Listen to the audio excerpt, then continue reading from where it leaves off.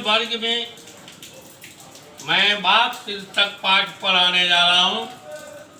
यह कश्मीरी कवयित्री ललित दत्त की रचना है। उसने यह कविता कश्मीरी भाषा में लिखी, जिसे आज अनुवाद के रूप में हिंदी में प्रस्तुत किया गया है। तो देखिए वाक्य क्या है। वाक्य का अर्थ होता है दोए सुक्ति अच्छी बातें। रस्सी कच्चे धागे की खींच रही मैं नाव, जाने कब सुन मेरी पुकार, करे देव भव सागर पार।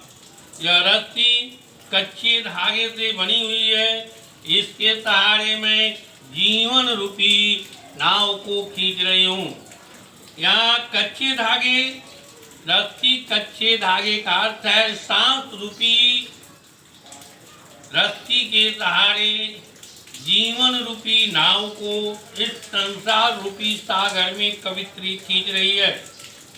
कहती है कि पता नहीं कब ईश्वर मेरी पुकार सुनेंगे और मुझे इस भव सागर से तथा जन्म मरण के बंधन से मुक्त कर देंगे। कवित्री आगे कहती है कि पानी टपके कच्चे सकोरे, व्यर्थ प्रयास हो रहे हैं मोरे। जिस तरह मिट्टी के कच्चे सकोरे, सकोरा क्या है? तो एक प्रकार का पानी पीने वाला मिट्टी का बर्तन है। तो पानी टपके कच्चे सकोरे, जिसे भार कहा जाता है, कुल्लड़ कहा जाता है। तो पानी टपके कच्चे सकोरे, पानी जिस तरह कच्चे मिट्टी के सकोरे में रिस रिस कर बाहर हो जाता है, उसी तरह कवित्री जो है जन्म मरण के बंधन से मुक्त होने के लिए जो प्रयास कर रही है, उसी तरह बाहर हो रहा है। जी में उठती रहू, घर जाने की चाह घेरे। कवित्री के हृदय में बार बार एक ही हुक उठ रही है कि वह किसी तरह अपने घर चली जाए, या अपने घर जाने का अर्थ है ईश्वर के पास पुनः पहुंच जाना। मनुष्य जो है ईश्वर के पास से चलता है और संसार में जो रहता है, फिर एक दिन उसे ईश्वर के पास जाना ही होता है।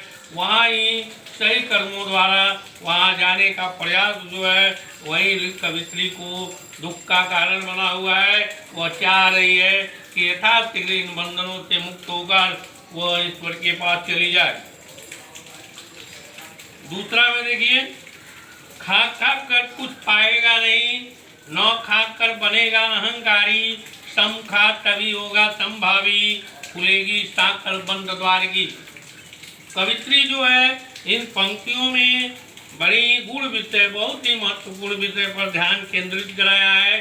कहती है कि खा खा कर कुछ पाएगा नहीं, न खा कर बनेगा अहंकारी।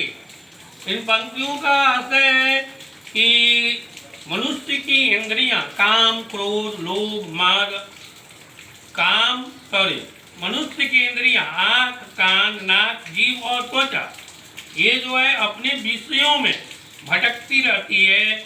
अपने विषय क्या है? तो आँख का विषय है सुंदर चीज़ों को दर्शन करना, कान का विषय रोचक वस्तुएं सुनना, रोचक चीज़ें सुनना, आँख का विषय सुंदर चीज़ें देखना, और नाक का विषय सुगंध लेना, अच्छे सुगंध की प्राप्ति। जीभ का विषय है सुस्वादु भोजन।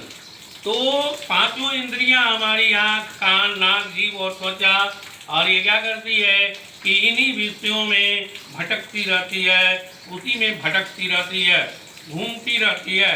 अगर हम इसे ज़्यादा उसमें भटकने दें, उसमें ज़्यादा लगने दें, तो क्या होगा? हमें कुछ मिलेगा नहीं, ये और भूखी हो जाती है।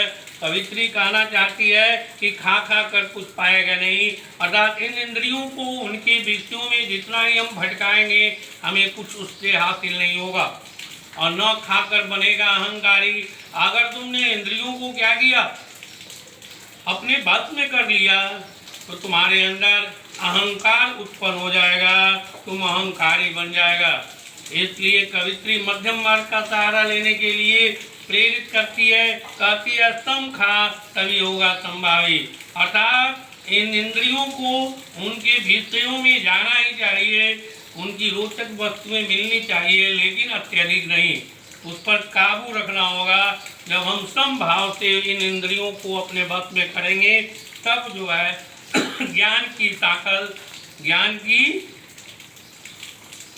बंद जो ज्ञान का पर्दा पड़ा हुआ है, अज्ञान का जो पर्दा बुद्धि पर पड़ा हुआ है वो खुल जाएगा और हमें ज्ञान की प्रकाश मिलेगा, हमें ज्ञान मिलेगा।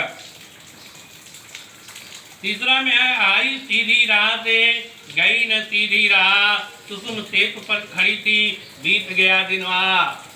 यहाँ भी पंक्ति का आशय बहुत ही सुंदर है। कवित्री कहती है कि मनुष्य ईश्वर के पास से सीधे रास्ते से आता है, लेकिन सही रास्ते से वो जाता नहीं है। अर्थात ईश्वर के पास आने के लिए बहुत सुगम मार्ग है, लेकिन जाने के लिए हम यहाँ संसार के विभिन्न नियमों में, विभिन्न प्रकार के क्रियाकलापों में भटक जाते हैं, इसलिए हमें ईश्वर से की प्राप्ति नहीं होती।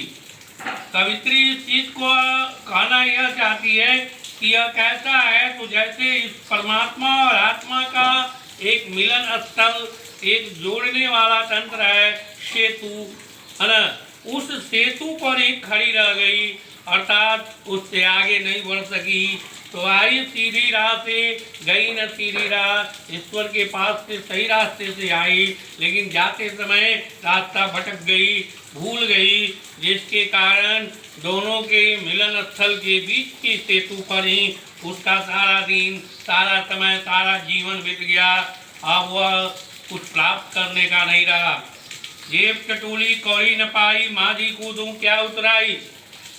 अब इस संसार के जन्म मरण के बंधन से मुक्त करने वाला माझी अर्थात ईश्वर सत्कर्म रूपी अच्छे कौड़ी की मांग करता है, रुपये की मांग करता है, अर्थात उसके सामने सत्कर्म ही किए गए अच्छे कर्म ही रुपये के समान है, जिसे देकर मनुष्य जन्म मरण के बंधन से मुक्त होता है। तो यहाँ जो है अच्छे कर्म कवित्री के पास नहीं बचा, अतः वह दे करके उतरने में असमर्थ है, अतः जन्म मरण के बंधन से इसी कारण मुक्त नहीं हो पा रही है। थल थल में बसता सी वह भेद न कर क्या हिंदू मुसलमान, ज्ञानी है तो स्वयं को जान, वही है साहिब की पहचान। कवित्री आगे कहती है कि संसार के कड़कड़ में, थल थल में शिव का निवास है। यहाँ शिव शब्द का अर्थ ईश्वर से है, ये किसी धर्म संप्रदाय से नहीं है। थल थल में बसता शिव है, अर्थात दुनिया के कड़कड़ में शिव का निवास है, भगवान का निवास है, ईश्वर का निवास है। भेद न कर हिंदू मुसलमान, उस ईश्वर में हिंदू और मुसलमान को भेद करने की जरूरत नहीं है, उसे नहीं करना चाहिए। ज्ञानी है तो स्वयं को जान। अच्छे ज्ञान की पहचान क्या है कि पहले मनुष्य स्वयं को जाने, स्वयं को पहचाने, अर्थात मैं कौन हूँ, कहाँ से आया हूँ, मेरा कर्म क्या है। जब इसकी पहचान हो जाती है, यही स्वयं का जानना है। तो ज्ञानी है तो स्वयं को जान, वही है साहिब की पहचान। और जैसे तुम उसे जान लोगे, स्वयं के बारे में समझ लोगे, वही साहिब की पहचान है, अर्थात वही ईश्वर की पहचान है। इस तरह कवित्री ने प्रस्तुत पंक्तियों के माध्यम से आपस के सांप्रदायिक भेदभाव का विरोध किया है। अब इस चैप्टर के पढ़ाने के बाद आपको PDF के माध्यम से इसका अर्थ और क्वेश्चन आंसर दिया जाएगा, जिसको जो है आप तैयार करके शेयर करेंगे। धन्यवाद।